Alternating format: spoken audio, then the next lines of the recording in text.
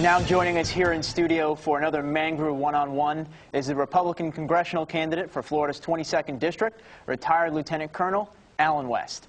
Allen, it's great to have you on the show today. Well, thanks so much. It's a pleasure to be here with you, Dan.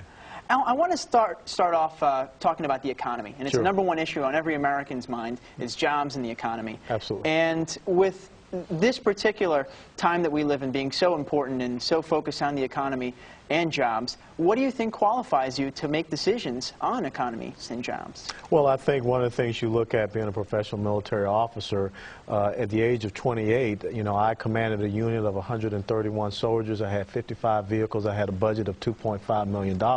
And then you look later on, when I'm a lieutenant colonel, I had 650 soldiers in a combat zone, over 200 vehicles, and that budget had almost tripled. So I think understanding management principles and being able to lead also enables me to sit down and really study the economy and know what's best for our economic situation, also as far as the job situation. And I think that one of the things a lot of people don't understand is a professional military education, which is what I received over my 22 years, is not just about going out and trigger pulling. It's about understanding the strategic aspect, which means that not just the military, but tying in diplomacy, information systems, and also economic systems. Now on jobs, a very popular mantra for Republicans has been just lower taxes. However, just a two-word slogan isn't a real plan on jobs. Not. What's your plan to put Americans back to work? Well, I think the most important thing is to understand you have to transfer the wealth of the American people back to the American people. It cannot be kidnapped and harnessed in Washington, D.C. The most recent jobs report is a great indicator of that, where we find out, I think it's like 423,000 new jobs created, but 90% of that is government jobs. That is unsustainable. That leads us to be exactly what you see happening in Greece, where the fastest growing sector is the public sector and not the private sector. So it is not just saying we're going to cut taxes. It is about saying, okay, we've got to reform a tax code. We've got to get away from a progressive tax system. I'm an advocate of a flat tax, 13 to 14% personal income, bringing down that corporate business tax rate to 16 to 18%. You can start to have that growth.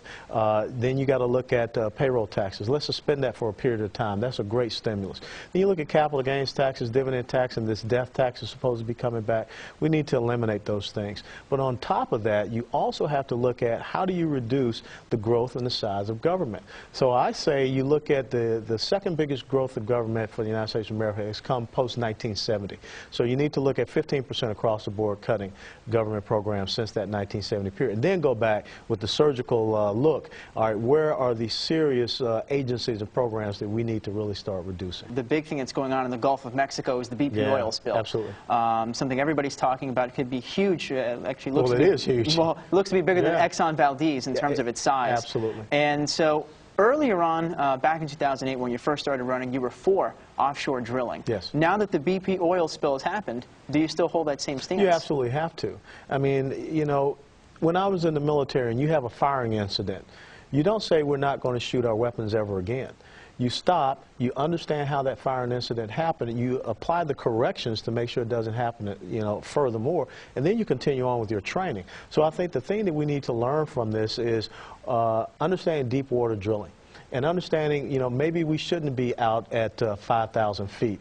How can we do this drilling, do it safely? What do we need to look at as far as our oil drilling platforms and make sure we have those fail-safe measures in place? And then we need to make sure we have monthly or some type of routine emergency management tests or something along that lines. Because, we didn't have the systems that were ready to immediately go in and cordon off that area so that this oil should not spread. I mean, why not look at natural gas? Absolutely. And see, that's the thing. It's not one or the other. It's developing your full spectrum of energy resource, from the oil to the natural gas, to the nuclear, to the coal, all the way down to the renewables of solar and wind. It's kind of like an investment portfolio. When you have an investment portfolio, you don't throw all your money into, one basket. You have the big pie chart. Now, as technologies increase, certain things, decrease and other aspects increase. Electric cars, hydrogen, Gulf Stream technology, those type of things.